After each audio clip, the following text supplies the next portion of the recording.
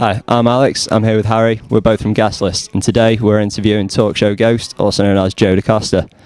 And how are you, sir? I'm fantabulous. Yourself? I'm not quite fantabulous, but I'm still pretty well. Harry, how are you? I'm all right. He's all right. So, He seems down. Harry, why are you down? It's not the interview's not about me. It's about Joe DaCosta, talk show ghost. So Let's not make it. I've got a big enough ego for me, Harry. Let's get to the bottom. What's going on? Are you all right? fine. Yeah, I'm all right. Yeah, it's my first interview, so I'm a bit nervous. First interview. It's his debut. He's doing fantastically well. I feel relaxed. He is. He's doing well. Harry, would you like to kick us off? So, Joe DaCosta, aka Talk Show Ghost, tell us about yourself and your music. Great question, Harry. First, it's a good starting question. My music, I do sort of two things. I do digital music at home, like I play around with lots of keyboards, lots of Chaos pads and effects and things like that. And when I play live, I try and play that stuff, but acoustically. So I do very percussive guitar work and hit my guitar around a lot. Really let the feelings out on it. Yeah, all the feelings, every single feeling. Because we did notice the feelings when we were listening. It's it's chock-a-block full of feelings. That's what we said. Yeah.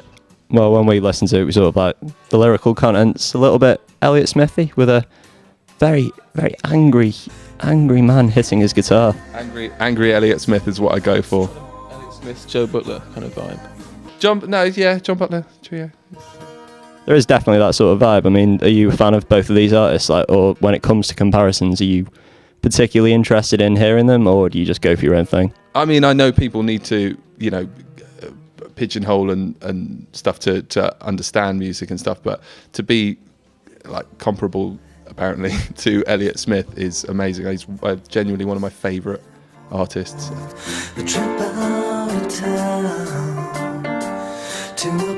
There's a memorial show this weekend, isn't there? Is there? Yeah. Let's go. Sold out. Let's all go. Oh, Hate to burst your bubble there. great. Well, that's another feeling I'm going to put in a song there. You gonna write one? Alex, you let me down. That's it. It's just that quick. They come that quickly. That really is everything I've ever dreamed about. But one of the biggest things, I mean, like Glastonbury, that's not a bad place to play, is it? That was amazing. That was a dream. To say hello Glastonbury and just not be in some pub was brilliant. That was How many people are you playing in front of when you said hello Glastonbury? I don't know. I ended up playing four shows. So So was this like you had one scheduled one and then just popped up outside of a little pub tent, or? yeah, well, I got one show at Toad Hall, and then from that I ended up playing Greenpeace stage and then backstage acoustic, which was amazeballs. So as far as career highlights go, that's up there for you, is it? Yeah, I mean, I had an older band and we did some other stuff which was cool, but that and headlining Ronnie Scott's was like two really big things for this project. Not too bad at all. Have you got any sort of EP or album lined up in the process at the moment? Nope, nothing. Gonna maybe make some socks or something. I don't know. I mean, I haven't really given it. I'm probably going to record something soon, but I'm pretty lazy. But where can we find your material that's always been recorded already? It's on all the things, on the SoundCloud. It's gonna come up here. It's just gonna come up here. It's gonna be running across the SoundCloud here. Editors. And then the Facebook here. You can find it on Facebook if you just Little clicky links on the screen. And what else? There's Twitter. The Twitter's going to be dotting around. So if you click my finger now, that's where and here, that's where the Twitter. So when you're putting your music out there and you want to be recognised as an artist, I mean, where do you stand on like free music? Because there's been a lot in the last week of, say, streaming sites with Tom York and NME in particular being quite vocal about this. Where do you stand on it all? I have not yet formed an opinion. I have. You are well and truly on the fence at the moment. So on the fence, it's ridiculous. I don't mind if people want to listen to my music. It's a bonus. At the stage I'm at, it's if anyone is listening, it's good for me. So yeah. So when you're writing songs, where do you like to find inspiration? I'm constantly writing. I have lots of different processes for doing it.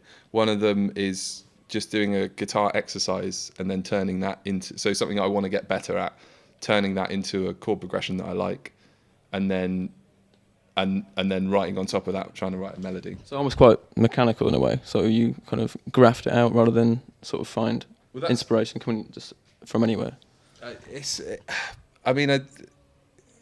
I listen to a lot of music, so just everything, absolutely everything, and so it's just Magpie. It's just just stealing huge chunks of song, and then saying it's mine. So stealing, theft, musical theft.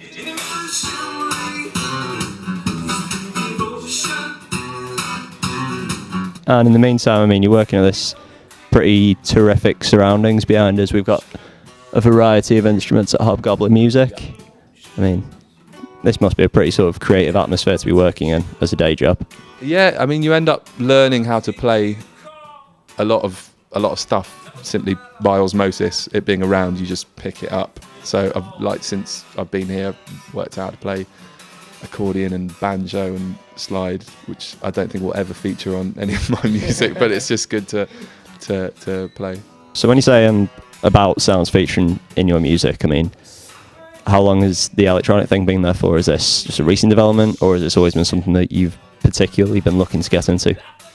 It's always something I've wanted to do, and it's only recently. I mean, you saw my first at the Bedroom Bar. That was my first digital solo gig. I played digital with a band. Oh, I'm blessed. Yeah, exactly. So it's a first for both of us. Harry, you're doing great. Keep it up. You're doing really great. Thanks, mate. It means a lot. Thank you. But it was my first digital. It was my first digital gig. So I was just working. I'm just really working stuff out at the moment to be solo digital. Anyway. Not bad. Any closing thoughts, Harry, on your debut interview? Not really. Not really. Joe? I think Harry did fantastically. I think he did really, really well. I think he deserves 10 out of 10. It'd be nice to see you shake his hand on camera. Yeah, I'm not going to do that. I've already said I don't touch. No, go on. Good job, man. Good job. Keep it up. You're doing well. This has been Guest List. I've been Alex and Harry, here with Joe. Thank you very much.